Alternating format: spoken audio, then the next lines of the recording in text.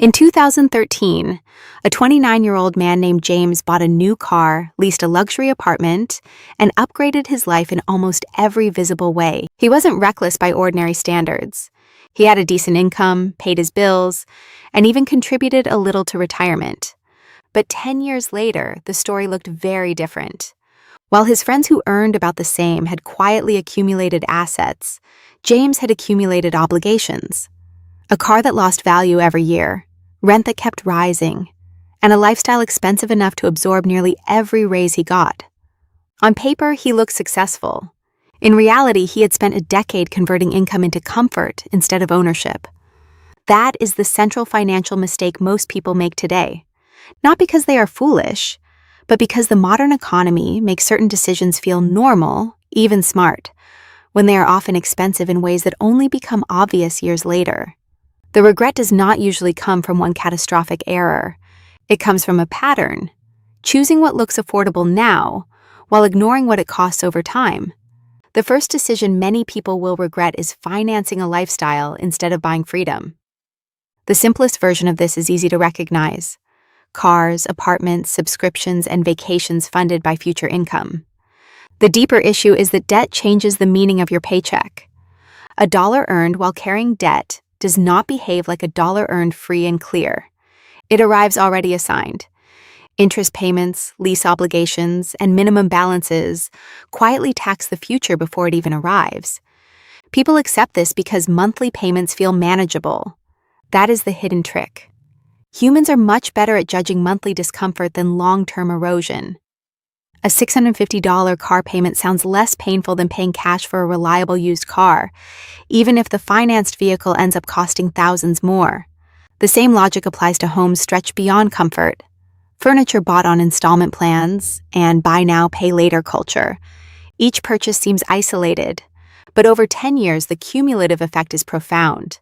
Less flexibility, less resilience, and less ability to capitalize on opportunity when it appears. What most people miss is that financial freedom is not just about net worth. It is about optionality. The person with lower fixed obligations can change jobs, survive layoffs, move cities, start a business, or wait for a better opportunity. The person with high monthly commitments cannot. They may earn more, but they live under greater pressure in a world where income can be disrupted overnight. That difference matters more than many people realize. The second regret is confusing asset ownership with status consumption. A home can be an asset. A car is usually not. But the real distinction is more subtle. Some purchases retain or produce value, while others merely signal identity. The modern economy is brilliant at packaging status as necessity. A larger apartment becomes a symbol of having made it. A premium vehicle becomes a symbol of competence. Designer goods, high-end electronics, and upgraded experiences become proof that life is working. There is nothing inherently wrong with enjoying quality. The problem begins when image starts directing capital. Every dollar used to impress others is a dollar not compounding in productive assets. And unlike visible consumption, compound growth is quiet. It rarely produces social recognition in the moment. No one applauds the person who invests another $800 a month instead of upgrading their lifestyle. Yet over 10 years, that boring choice can create more wealth than a sequence of impressive purchases ever could. This is why so many people misjudge rich-looking people. A high-consumption lifestyle can mimic wealth without creating it. The opposite is also true. Many genuinely wealthy people appear ordinary because they spend less than they could. They understand something most people only learn late. Wealth is the gap between income and ego. The third decision people will regret is underestimating the power of delayed investing. This is not a moral lesson about discipline. It is arithmetic. Money invested early has more time to compound, and compounding is not linear. It accelerates. A portfolio growing at 7% annually does not simply add value. It begins producing returns on prior returns. That means the first decade is not just valuable, it is structurally disproportionate. This is why a person who invests modestly in their 20s often ends up far ahead of someone who invests aggressively in their 40s, even if the later investor contributes much more in total. The difference is not effort, it is time. And time is the variable most people waste because the early years feel small. A few $100s a month doesn't feel transformative when you are young and earning entry-level wages. But that feeling is deceptive. Small amounts matter most when they begin early, because each year of delay removes an entire layer of compounding.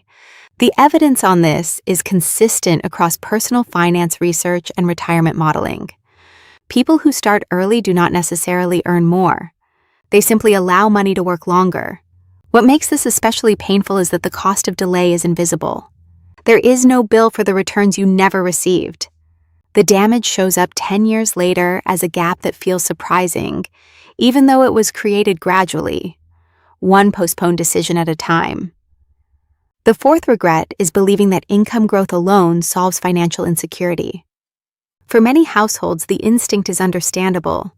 If money feels tight, the answer must be to earn more. And to some extent, that is true. Higher income expands possibility. But income without structure often creates a lifestyle escalation problem. Every raise becomes permission to spend more. Every promotion upgrades expectations. The result is that people with rising incomes can remain financially fragile for years. This is one of the most important hidden realities in modern finance. Spending tends to follow identity, not need. Once a person sees themselves as someone who earns a certain amount, their definition of normal adjusts upward. Restaurants get nicer, housing gets bigger, travel gets more expensive. Convenience becomes non-negotiable. Then a raise arrives, and instead of creating margin, it simply funds a more expensive version of the same life. The problem is not that people enjoy money too much. It is that they rarely notice how quickly a better income becomes a more expensive baseline. A person earning $60,000 who saves 15% may be in a stronger position than someone earning $120,000 who saves almost nothing. The second person may feel richer, but the first has built more actual security. That distinction becomes critical during recessions, layoffs, medical events, family changes, or unexpected transitions. Income can vanish. Spending habits are much harder to unwind. The fifth decision people will regret is treating emergency planning as optional. Most people understand intellectually that they should have savings, yet many still operate as if disruption is unlikely, or at least far away. This is a dangerous assumption because financial shocks are not rare black swan events. They are ordinary life events: job loss, illness, car repairs, moving costs, rent increases, and family obligations do not announce themselves in advance. The hidden cost of not preparing is not only financial, it is psychological. People with no buffer are forced to make bad decisions under stress. They sell investments at the wrong time, take high-interest debt, accept low-quality work, or postpone necessary care. In other words, a lack of cash reserves turns temporary problems into long-term setbacks. A savings cushion may look inefficient during good times because cash does not feel exciting. It does not grow quickly, and it does not create the emotional high of a purchase. But its real value appears precisely when life stops being predictable. Then cash becomes flexibility, and flexibility becomes stability. Many people will not appreciate this until the moment they need it. By then, the lesson is expensive. The sixth regret is failing to recognize how expensive convenience can become when it replaces capability. We live in an age where almost everything can be outsourced: food delivery, ride services, cleaning, subscriptions, personal shopping, and endless time-saving products. Convenience is not the enemy. The issue is dependency. If every small inconvenience is solved by spending, a household can become progressively less resilient and more expensive to run. There is a subtle trade-off here. Convenience saves time, but it can also erode competence. People who never cook, repair, plan, compare prices, or maintain systems end up paying a permanent premium for tasks they no longer know how to do themselves. Over 10 years, that premium compounds just like an investment would, except in the wrong direction. It reduces the resources available for building something enduring. This is where financial regret becomes broader than money. The people who make the best decisions over the long run are often not the ones who maximize comfort in the moment. they are the ones who preserve choices. They keep fixed costs low, invest early, maintain savings, and resist turning every preference into a permanent expense. That does not mean living miserably. It means understanding that comfort purchased at the expense of control is often a bad deal. And this is why so many financial regrets arrive with such force later in life. At 25, a car payment feels normal.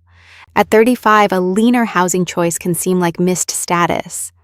At 45, both can look very different when compared with the person who quietly built assets instead of liabilities. The regret is not just that money was spent, it is that the money did not leave behind any durable benefit. What makes these mistakes so common is that they are all socially reinforced. Debt is marketed as access. Consumption is marketed as self-expression. Delayed investing is made to feel harmless. Saving is treated as overly cautious. And frugality is often mistaken for deprivation, when in many cases, it is simply a strategy for preserving future power. 10 years from now, the people who regret their decisions most will probably not be the ones who were unlucky. They will be the ones who repeatedly chose the present at the expense of the future, without realizing they were making the same trade over and over again: the car loan, the rent increase, the postponed investment, the skipped emergency fund, the subscription stack, the lifestyle upgrade. None of them look decisive in isolation. Together they shape a life. That is the hidden truth behind personal finance. It is not mainly about budgets or spreadsheets. It is about whether your money is building independence or consuming itself in order to preserve an image. The most painful financial regrets are rarely dramatic failures.